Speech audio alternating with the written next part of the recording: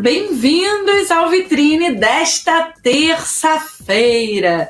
Estamos em pleno recesso escolar, com matrículas abertas ainda para o pessoal que quer ingressar na educação de jovens e adultos, né, a partir do ensino médio. Então, se você terminou o 9º ano, não entrou em tempo, né, para as aulas, aproveite essa semana, se inscreva nas escolas que possuem o NEJA, né, Nova Educação de Jovens e Adultos, porque tem vaga, dá para você recuperar os seus estudos. Então, não deixe de participar, não deixe de fazer esse encontro, né, esse encontro com o estudo, com a escola, tá bom? E vamos, é claro, para a mensagem de hoje. Mensagem de hoje, isso mesmo. Mensagem de hoje para você. Todos os dias a gente está aqui com uma mensagem positiva, né? Muitas vezes elas vêm enviadas por amigos que mandam pelo celular. Outras vezes a gente vem falando aí de livros. E hoje eu tô com esse livro daqui, ó. Ame Quem Você É. E em breve a gente vai falar também de poesias. Então vamos ver aqui. Vamos falar sobre humildade hoje, ó. Para falar de amor, é preciso falar de humildade. Humildade vem do latim humus, que significa filhos da terra. Refere-se à qualidade daqueles que não tentam se projetar sobre as outras pessoas, nem tentam mostrar ser superiores a elas. A humildade é a virtude que dá o sentimento exato da nossa modéstia, cordialidade, respeito, simplicidade, honestidade e passividade. Então, talvez o seu significado nos remeta a ter ciência de que ela, né, a humildade, só se constrói aqui na Terra, né? Mas o amor, né, vem de todo o lugar. Então, tá aí pedida para hoje nossa mensagem do dia, tá bom? E agora vamos para a previsão do tempo? Roda aí.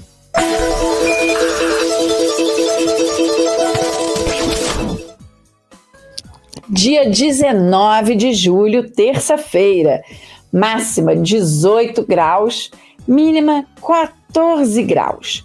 Sol e aumento de nuvens de manhã, pancadas de chuva à tarde e à noite. E amanhã, quarta-feira, dia 20 de julho, máxima de 20 graus, mínima 13 graus. Sol com algumas nuvens e não há previsão de chuva. Então tá aí, previsão do tempo desta terça e quarta-feira para você de casa já se programar, né? E não sair aí desprevenido, né? Leva a sombrinha quando chover e aproveite o sol, né, para passear, para colocar roupa em dia, né? Sempre bom, né? Então vamos que vamos. E vamos agora para nossas curiosidades. Isso mesmo. Hoje, o que a gente comemora hoje? Então hoje é dia de quê? Roda aí.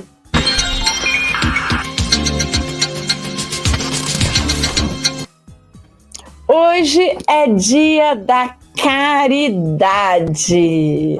O Dia da Caridade é comemorado anualmente em 19 de julho. 19 de julho, Dia da Caridade. Essa data tem o objetivo de conscientizar as pessoas sobre a prática e a difusão da solidariedade, como um meio para desenvolver um bom entendimento entre todos os seres humanos. A caridade é uma das qualidades mais defendidas pela maioria das religiões, que insistem que a principal definição de caridade é amar e ajudar ao próximo. Com o intuito de reforçar o sentimento de altruísmo entre os brasileiros, foi criado o Dia da Caridade no Brasil, oficializado com a Lei de 4 de julho de 1966, decretado pelo presidente Humberto Castelo Branco. De acordo com a lei, fica a cargo dos Ministérios da Saúde, Educação e Cultura organizar e promover o calendário de comemorações dessa data.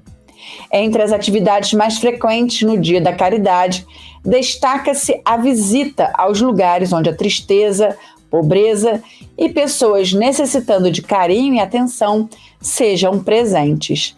Asilos, hospitais, casas de misericórdias, orfanatos e presídios são alguns exemplos. Então, tá aí.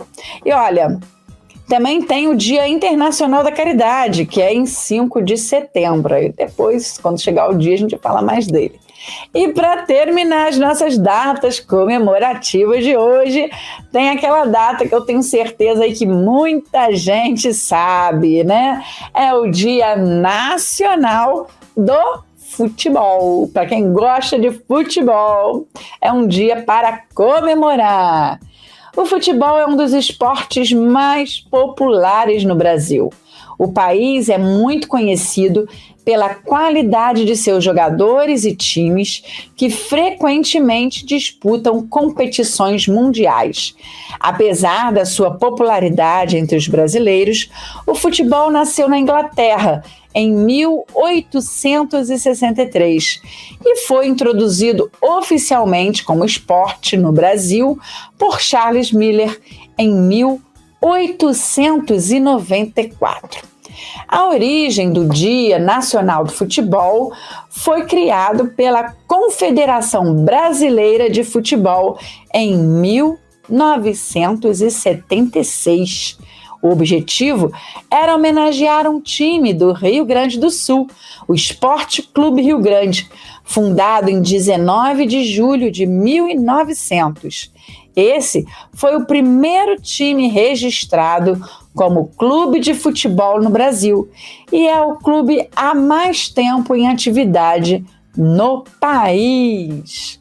E olha, antes do futebol ter sido introduzido oficialmente por Charles Miller no Brasil, em 1894, depois de regressar da Inglaterra, onde tinha passado 20 anos, o Clube Brasileiro de Cricket tinha incluído o esporte em 1880. A primeira partida de futebol no Brasil data de 1º de agosto de 1901 e foi realizada em Niterói. A disputa entre uma equipe brasileira e outra inglesa terminou em 1-1. Então tá aí curiosidades sobre o Dia Nacional do Futebol. E vamos que vamos, porque tem a coisa, né? E este primeiro bloco eu aproveito para convidar vocês. Tá chegando o dia 29 de julho. Dia 30. Dia 30 de julho, sábado, às 2 da tarde, tem a última apresentação do projeto Brasil e Brasileiros, Conhecer para Amar e Respeitar. Tá? Vou até colocar aqui, patrocinados peraí, vamos lá, vamos focar, para poder ver se foca aqui bonitinho. Patrocinado pela Lei de Incentivo à Cultura, com os supermercados Regina Supermercados, através da Secretaria Especial da Cultura, do Ministério do Turismo, tá? Essa aqui, para quem não conhece, né, se você está aí acompanhando nosso programa há pouco tempo, essa aqui é a chamada Lei de Incentivo Fiscal. Opa, deixa eu ver se consigo focar aqui na câmera. Opa, vamos ver aqui. Aqui, Lei de Incentivo à Cultura. Então, através dessa Lei de Incentivo à Cultura, nós colocamos um projeto cultural que visa doar 3.000 livros, né, 1.500 de cada título, para crianças em Teresópolis, para crianças carentes, para crianças da região agrícola. E nós estivemos em vários locais, estivemos em Motas, né, o pessoal de Motas que recebeu a gente, muita criança lá em Motas, o pessoal lá de Água Quente, do Embiú, dos Lúcios, aqui né? No primeiro distrito a gente teve Tijuca, Alto, Barra, enfim, foram vários locais onde a gente passou fazendo a distribuição dos livros. E olha, não foi só distribuindo não, viu? Teve contação de história, teve artes, né? Teve oficinas onde as crianças montaram os seus trabalhinhos, enfim, muita coisa boa. E eu agradeço de montão a equipe que ficou comigo, né, que ajudou, que participou desse projeto. Nós tivemos aí as oficinas, né, as oficineiras, Sandra Dias, Bianca Matos, Vanessa Oliveira, Marlene Macedo, Jéssica Arita. Deixa eu ver, acho que foram em 5, foram. A gente teve com música, a música da historinha com Alan Magalhães. Nós tivemos a parceria de divulgação, né, a parte de divulgação, Daniel Firme, Ramon e Vitor. Então tá aí, Vitor Dias, Ramon, Daniel, enfim, muita divulgação, muita coisa. O Marcos também, Marcos Macário também participou, fazendo as fotografias também. Então, muita gente boa participando, né? Um projeto que deu emprego direto e indireto para várias pessoas. Tivemos edição do livro em braille, em audiobook, para crianças com necessidades especiais. Enfim, foi um projeto lindo, maravilhoso, que não teria sido feito se não tivesse o apoio do patrocinador e do doador. O doador é aquele apoio, aquele aporte, onde a gente não pode fazer comercial, mas sem ele não teria acontecido o projeto, né? Porque projetos como esse precisam de verbas. E de onde vêm essas verbas? Essas verbas vêm dessas empresas, né? E a gente vai falar mais sobre isso, sobre esses projetos de lei de incentivo, com os especialistas que a gente traz aqui no programa de vez em quando, tá? Então, em breve, tem aí mais uma galera que vai vir falar sobre projetos de lei de incentivo. Para você que está curioso como é que faz, para você acompanhar com a gente, né? Então, tá aí. Eu só tenho a agradecer muito e acompanhem pelas redes sociais, acompanhem por aqui os clipes do projeto, os vídeos que a gente vai passar aí durante esses meses também, tá bom? E vamos para o comercial, porque tem muita coisa chegando por aqui ainda hoje. A gente vai para o comercial e volta rapidinho.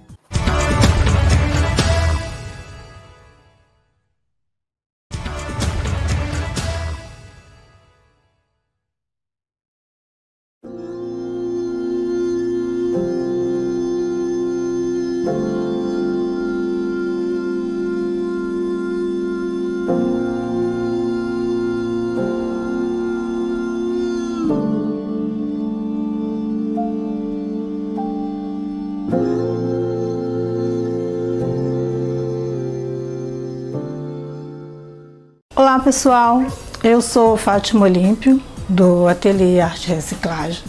Sou artesã e sou artista plástica. Eu moro aqui em Teresópolis, na região serrana do Rio de Janeiro.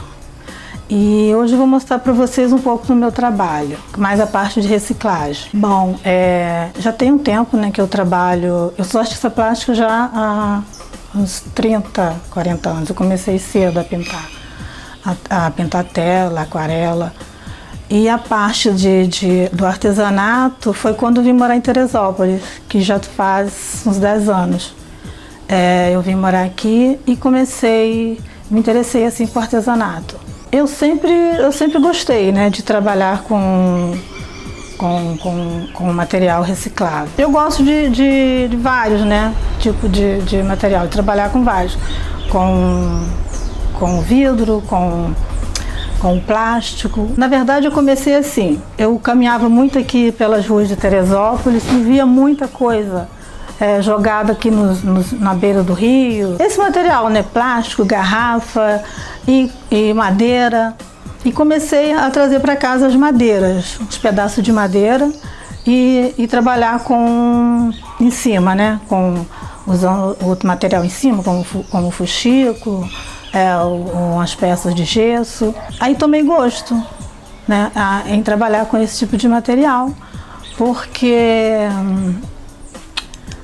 você está cuidando, né, dos rios quando você recicla, quando você deixa uma peça dessa, né, jogada por aí na natureza. qualquer pessoa pode fazer, porque tem as técnicas, né? Você desenvolve, trabalha em cima com as técnicas, você pode fazer qualquer coisa com esse material. Eu vou mostrar aqui que eu trabalhei com vidro, com plástico e basicamente aqui só tem o vidro e o plástico. E também o alumínio, né? Pode chamar isso de alumínio?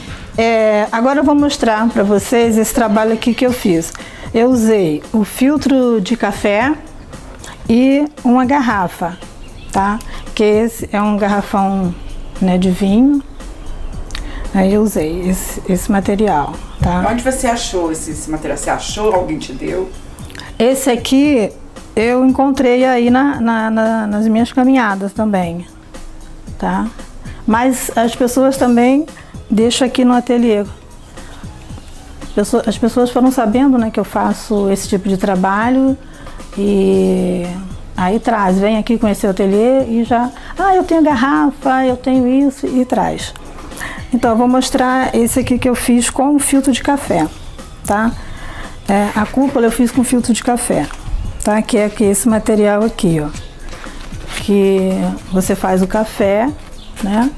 E deixa um pouquinho do pozinho aqui dentro, coloca para secar. Depois de seco você abre e limpa, né? Vai lá, limpa com um pincelzinho. Esse aqui ainda tá saindo uma poeirinha, ó. Limpa bem e faz a colagem, tá? Na peça. E você pode colar em garrafa, né? No vidro, você pode colar em madeira, você pode colar em vários materiais, tá? E aqui embaixo eu fiz um trabalho com tinta, tá? Imitando também uma madeira na garrafa. Ficou bem bacana. Esse trabalho aqui é uma garrafa também que eu tinha, tá?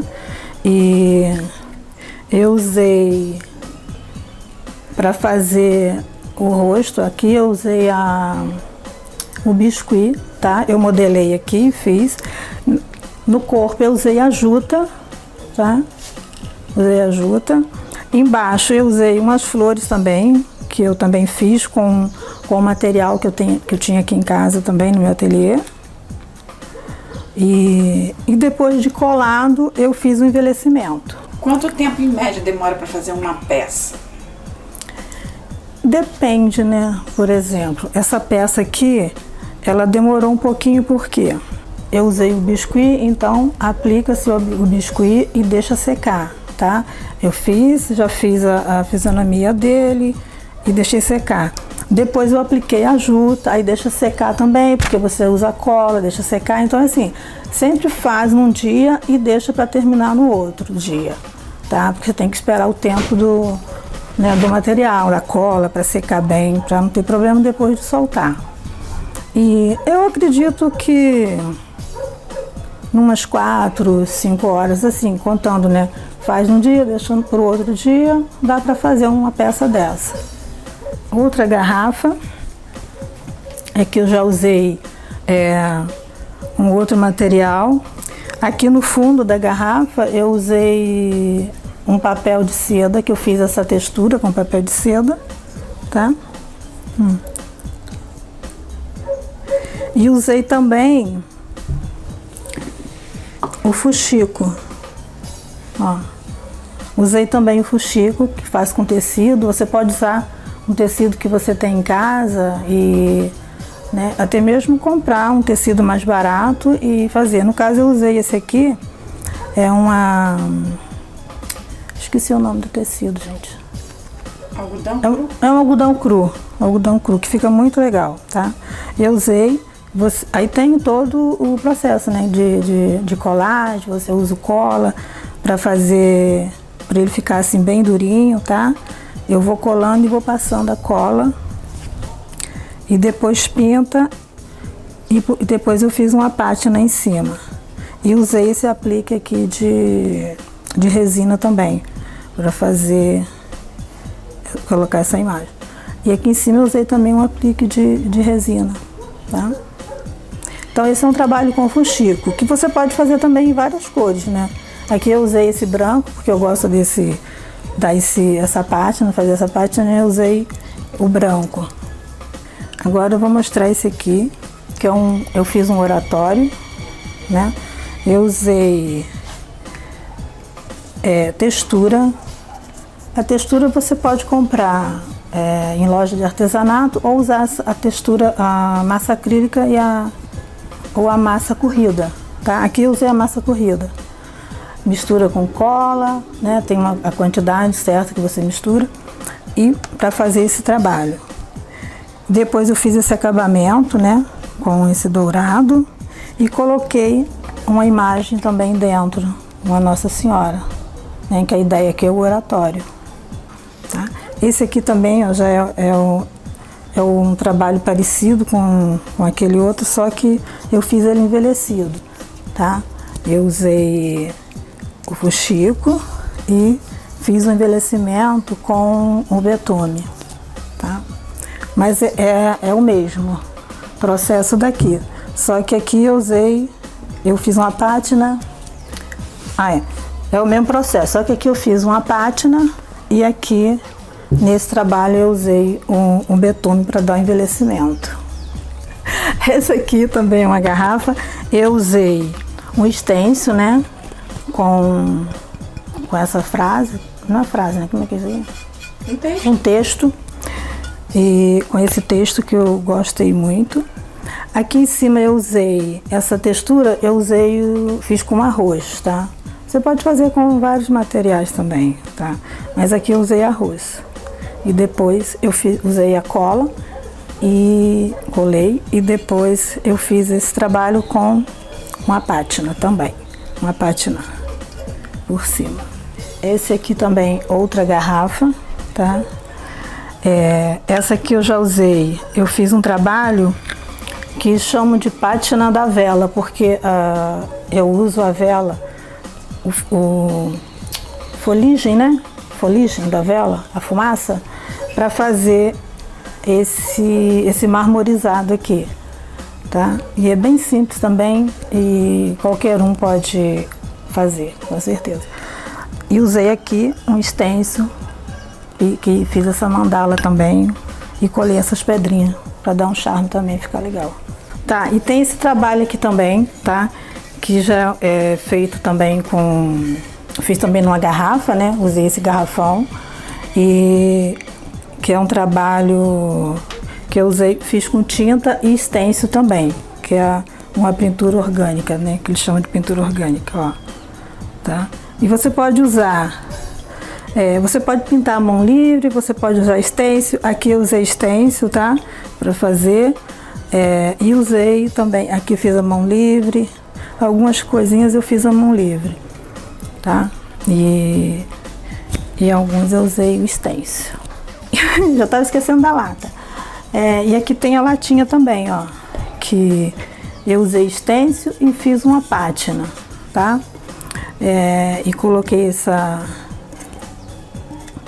esse sisalzinho aqui para dar um charmezinho. E é uma latinha que você pode usar para colocar pincel de maquiagem, para colocar os pincéis mesmo que você usa para pintar. Você pode colocar lápis, tá? O que você quiser e deixar lá enfeitando a sua casa. Então, pessoal, nas minhas aulas eu vou ensinar a vocês a trabalhar com a reciclagem, né? Então, vai ser trabalhar com textura, tá? Com apliques com os materiais, né? Para decorar as peças, tá? Vou ensinar como a cola que você vai usar, né? Como você fazer esse acabamento aqui com a pátina. Vou ensinar a usar o fuxico, tá?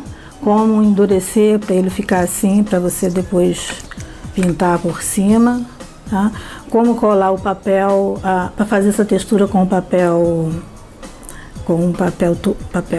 de seda, tá? Que isso aqui é um papel de seda. E é um material que qualquer um pode ter em casa, né? Não precisa ser só o papel de seda, né? Qualquer papel que você tiver em casa, você pode estar fazendo essa textura aqui, tá? Até esse papel, essa sacolinha que compra o pão, você pode fazer com esse material, tá? E o fuxico também. O fuxico, né? Todo mundo tem um pedaço de pão em casa e é só cortar e fazer. E eu vou estar ensinando também a fazer o fuxico, tá? Ó, aqui, tem de vários tamanhos aqui, ó, tá? Tem pequeno, tem grande. Olha, tá aqui, ó. Ó, bem pequenininho, ó. Que dá para você aplicar, fazer um trabalho bem delicado com ele, né? Tá? Depende do que você vai fazer, né? Você pode colar, tem imagem de gesso também que fica legal. E vou ensinar também, na minha aula eu vou ensinar também a usar o filtro de café, que todo mundo também tem em casa, né? Todo mundo usa e é só ir juntando que dá para fazer coisa bem legal, um trabalho bem bonito. No caso aqui tem no caso eu tenho essa peça aqui que eu fiz, mas você pode aplicar também em garrafa, em caixa de papelão, em caixa de madeira, tá? E que fica muito bacana também. Tá? Eu vou estar ensinando também como você faz, né? Como misturar a cola, como recortar. E eu espero vocês e até lá. Um grande abraço.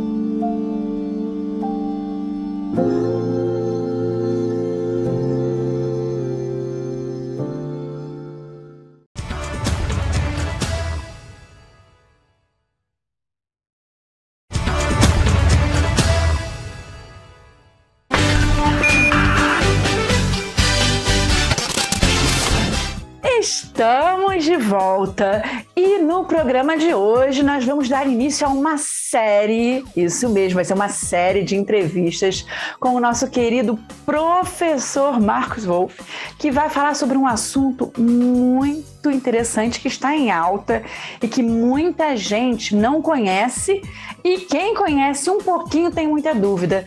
Nós vamos falar sobre decolonização.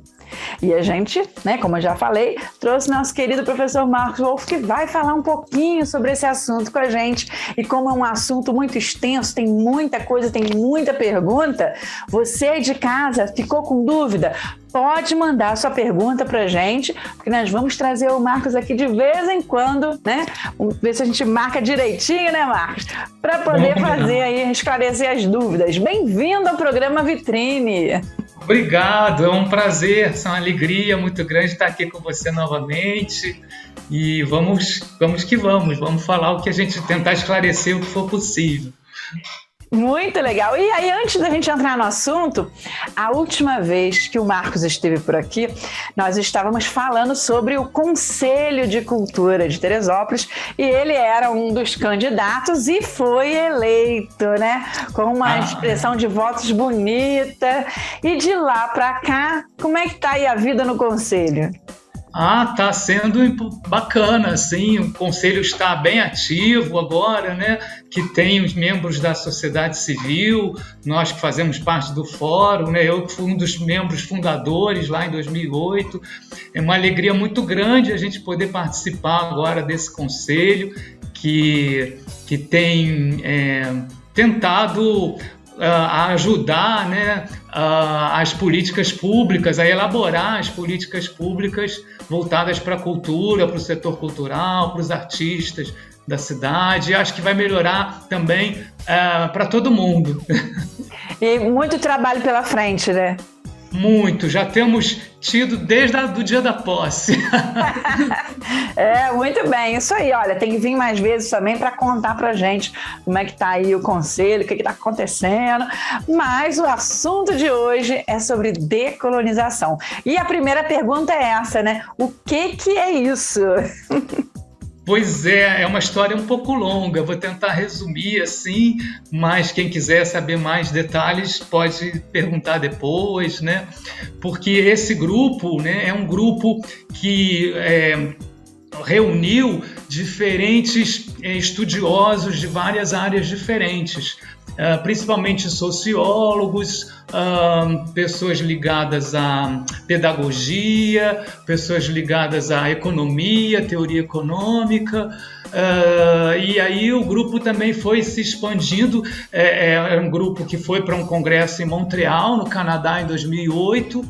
E desde lá, então, aí eles também encontraram pessoas no meio acadêmico americano que pensavam parecido, como um judeu americano chamado Wallerstein, que é pouco conhecido aqui na América Latina, mas ele foi muito importante para esse começo do grupo, porque ele tem a teoria do sistema mundo, né, de que o mundo está todo já conectado, essa visão mesmo da globalização, né, e aí eles começaram a usar essa teoria do Wallerstein, do sistema mundo, para falar como que isso começou lá com a invasão das Américas, né, lá em 1492, quando esses europeus se deslocaram para cá e começaram todo um processo de colonialismo, de exploração das riquezas, de genocídio dos povos nativos.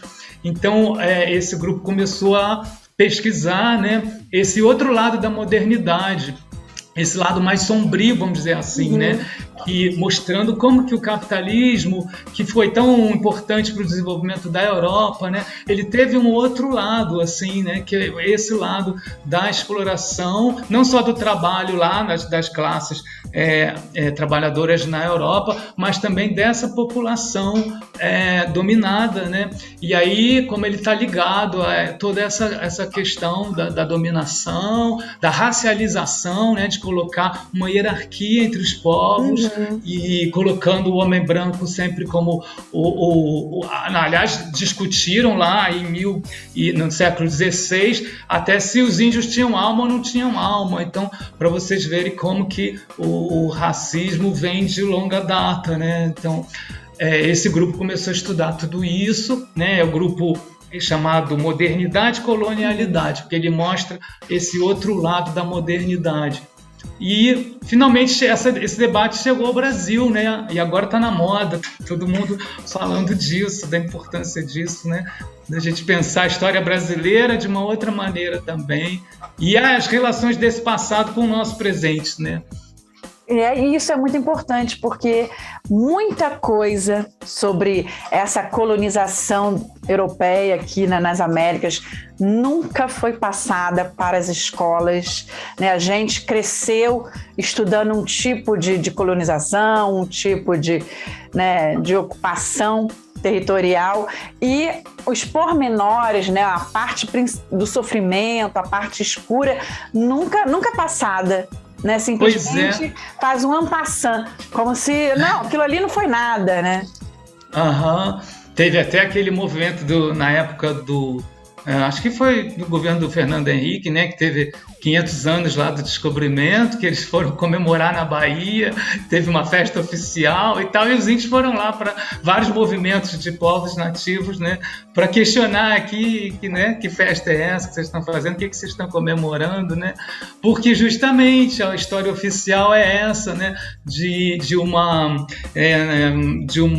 como se essa nossa história fosse toda uma história de integração, né, de miscigenação de vários povos e várias raças chamadas formadoras, mas tem toda uma violência aí por detrás, né, dos senhores de engenho, sobre as escravas e sobre toda a escravidão, toda essa mancha, né, na nossa história, e próprio colonialismo. E aí esse grupo decolonial, né, a gente chama assim para facilitar, né, porque falar modernidade e colonialidade é mais complicado, então eu tenho chamado de grupo decolonial, muita gente fala assim, né.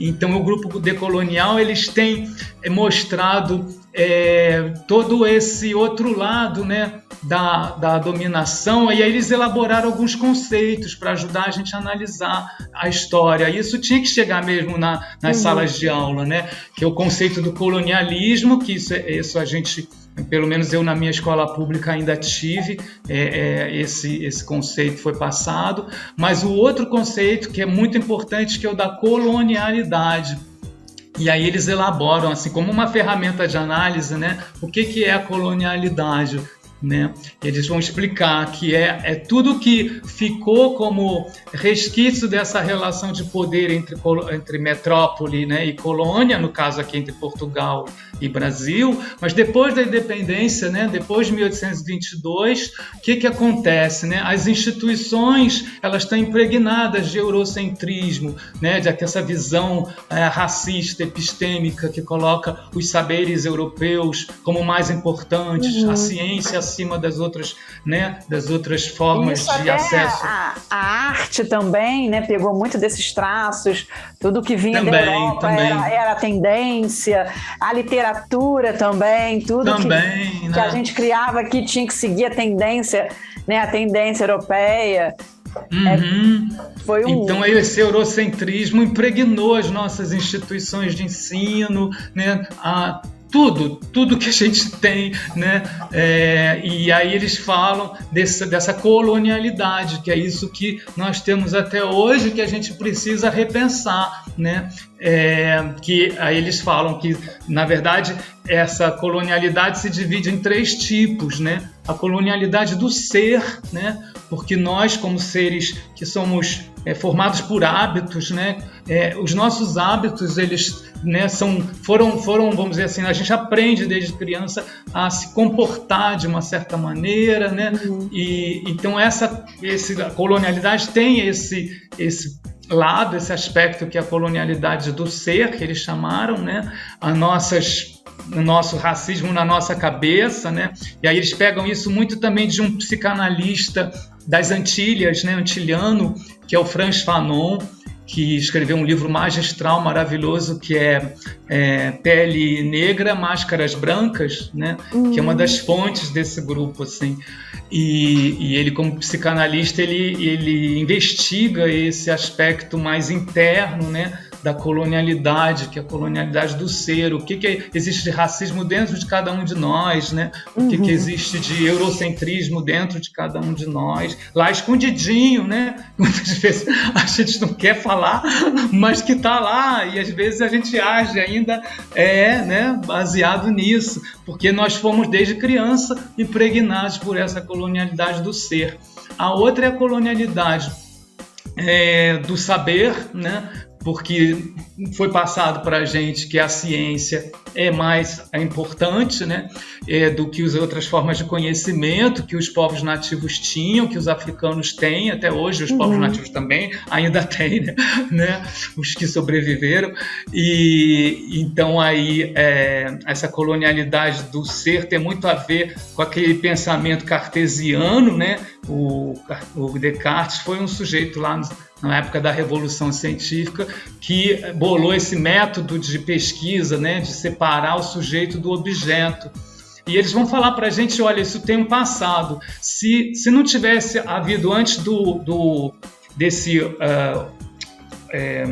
tipo de pensamento, né? Se não tivesse havido um homem conquistador, eles criam essa expressão homo conquiro, que é o homem conquistador, que se separou do nativo e se sentiu superior a ele, não haveria o sujeito cartesiano, que é esse que separa as coisas, né? Ele diz, aquilo ali é o meu objeto de pesquisa e eu sou o sujeito, né, que vou pesquisar aquelas tribos, né? Daí está esse método influenciando todas as ciências, até as ciências humanas, como a antropologia, durante muito tempo, que foi baseada nesse método cartesiano.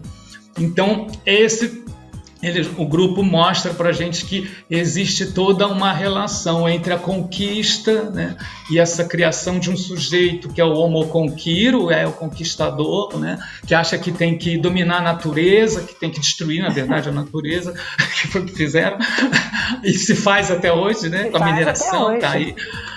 E como isso influenciou esse pensamento cartesiano, foi na verdade uma base para essa ciência moderna, né? E aí os decoloniais vão pôr em questão justamente essa ciência, né? Essa ciência que levou o homem a criar bombas atômicas, a destruir, né? A ter essa possibilidade de apertar um botão e pum, né? E destruir a humanidade, a própria humanidade, muitas vezes porque falta ética, né?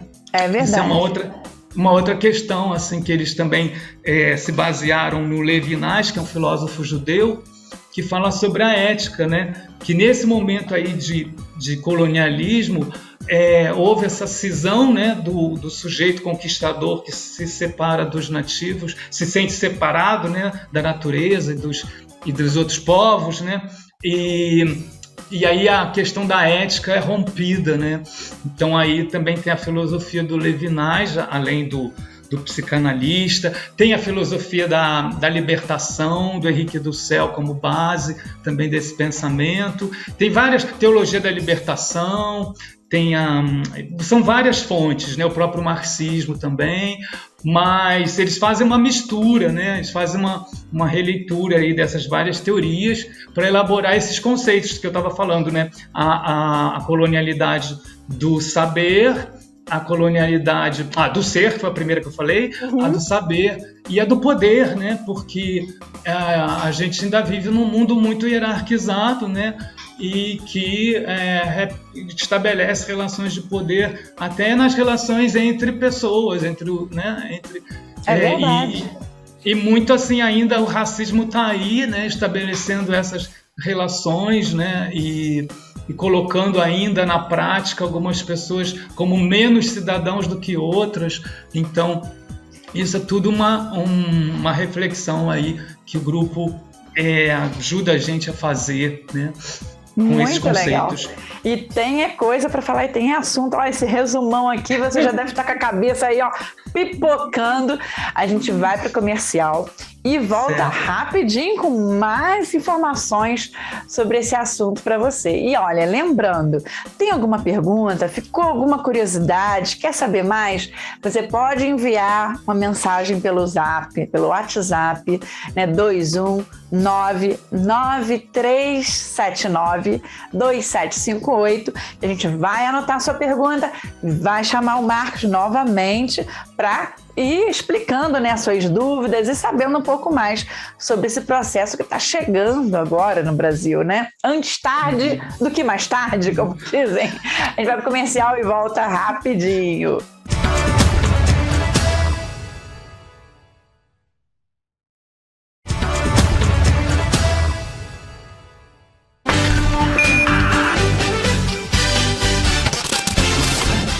Estamos de volta e agora no último bloco, o quarto bloco aqui no programa Vitrine, e a gente traz para você hoje um assunto muito importante, assim, fresquinho, tá chegando no Brasil, tem pouco tempo, né? E a gente convidou o professor Marcos Wolff, que tá contando pra gente um comecinho, né, desse assunto, que chama-se decolonização. O que é isso, né? E o que isso pode trazer de benefício, né, para as pessoas, para o Brasil, para o mundo.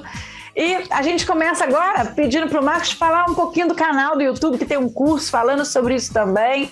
Fala um pouquinho aí como é que o pessoal acessa. Legal. Então, no YouTube eu tenho um canal, né, o Marcos Wolff, canal Marcos Wolff, Marcos com U, Wolff WOLFF, 2 Fs, de forte.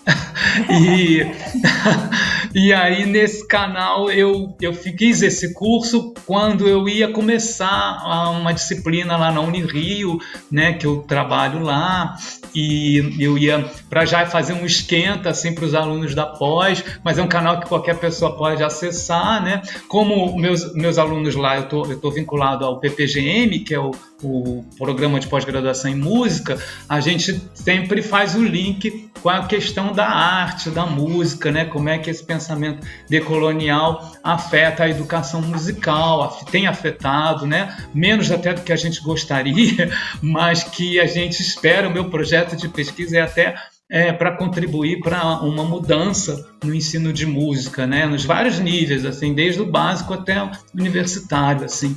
E então tá lá, estão as aulas lá, quem quiser dar uma olhada vai ser muito bom, pode também comentar, e aí a gente conversa, eu respondo, Muito legal. Aí aproveita, minha gente, se inscreve lá no canal, né? Que aí vocês vão tendo essas informações. E você falou que você utiliza, né, esse assunto muito na sua área, dando aula na faculdade de música, né? Como é que esse assunto é abordado? Como é que isso influi na música, por exemplo? Pois é, porque começa com a questão, tem vários ângulos disso, né? Mas uma das questões assim que me vem na cabeça é que a nossa teoria musical, essa que a gente aprende, que os alunos fazem uma prova para entrar na universidade, né, na escola de música, no ensino superior, que é uma prova, muitas universidades, isso é um debate, né, mas muitas ainda exigem essa teste de habilidade específica, o THE. E esse teste, ele elimina muita gente que não tem o domínio da escrita, da notação musical, né? Inclusive no mestrado também, no doutorado, ainda algumas áreas, algumas linhas de pesquisa exigem isso, né? E, por exemplo, na área de etnomusicologia, que é o estudo das músicas não europeias, música indígena, música africana, música congada, músicas de tradições brasileiras, o pessoal aboliu essa prova, né? Mas essa prova, por que aboliram? Só nessa área, né? Infelizmente, só nessa área, porque nas outras ainda se considera importante o conhecimento dessa notação, dessas teorias que foram elaboradas na Europa, né? Aí o sujeito faz o estudante é obrigado a fazer uma prova de ditados, solfejo, ele vai ouvir uma melodia, ele vai ser obrigado a pautar essa melodia, né, como é que o pessoal fala, colocar lá o 2x4, 3x4, 4x4, né? E a gente questiona isso porque, por exemplo, os sambas. Nunca é um samba que toca numa prova dessas. Por quê? O samba tem um ritmo que não dá pra gente colocar muito bem. O pessoal fala que dá para escrever como se fosse uma síncope. Mas a síncope, que é uma forma de alterar lá o ritmo na notação ocidental, ela não é exatamente aquilo que é feito no samba. Então, o que a gente verifica? Que a notação da música ocidental, ela não é adequada para as outras músicas, né, brasileira mesmo. E aí, né, ainda se obriga os estudantes, os candidatos a entrarem numa graduação em música a fazer esse teste, né, de ditado, solfejo, de harmonia. A harmonia é uma sequência de acordes, e aí tem uma série de regrinhas que foram elaboradas na Europa no século XVIII, imagina. Olha só! E essas matérias são depois, na graduação, elas são obrigatórias, assim, para quem vai fazer licenciatura, imagina. Por que eu que vou me tornar professor de música, estou imaginando, né? Um rapaz que entrou lá, uma moça querendo ser professor de música. Por que ele vai ter que estudar harmonia 1, 2, 3 e 4, são 4 períodos, se não me engano, de regrinhas da música europeia do século XVIII, da época de Mozart, que, aliás, Beethoven já quebrou. No início do século XVIII. Então é uma coisa assim tão absurda, gente, que é muito importante, né, eu acho, né, a gente trazer essa discussão para o campo da música, né, para ver como que essas teorias eurocêntricas, elas não dão conta de uma realidade mais ampla, que é a nossa realidade, porque também o mercado de trabalho, né, quem não for se tornar professor, né, ou quem entra lá para ser bacharel, quantas orquestras nós temos? Nós não temos muitas, né? O mercado de trabalho é muito maior na música popular. Sim. Então a coisa fica como se fosse assim um castelo, né, fechado e que não dialoga com o mundo real, assim. E precisa, né? Assim, tá mais que na hora. Então, o meu curso também tem esse intuito, né? E eu me baseei muito numa pedagoga do grupo decolonial, que é uma norte-americana fantástica, chamada Catherine Walsh. Ela já esteve no Brasil. Walsh escreve com W-A-L-S-H. E eu falo dela nesse meu canal aí, nas minhas aulas, porque ela é a pedagoga do grupo, né, que ela se baseia muito no nosso Paulo Freire, nessa questão de como articular o ensino, né, a pedagogia, com o movimento libertário, né? Então, dando voz à população oprimida, né? Às pessoas periféricas, para que elas possam se manifestar, né? Para que a sala de aula se torne um lugar também mais democrático, né? Porque aí qualquer lugar pode ser um lugar de formação, não precisa nem ser só a sala de aula, pode ser dentro de um movimento social, você pode ter ali, né? Uma construção pedagógica, né? Das pessoas estarem trocando saberes.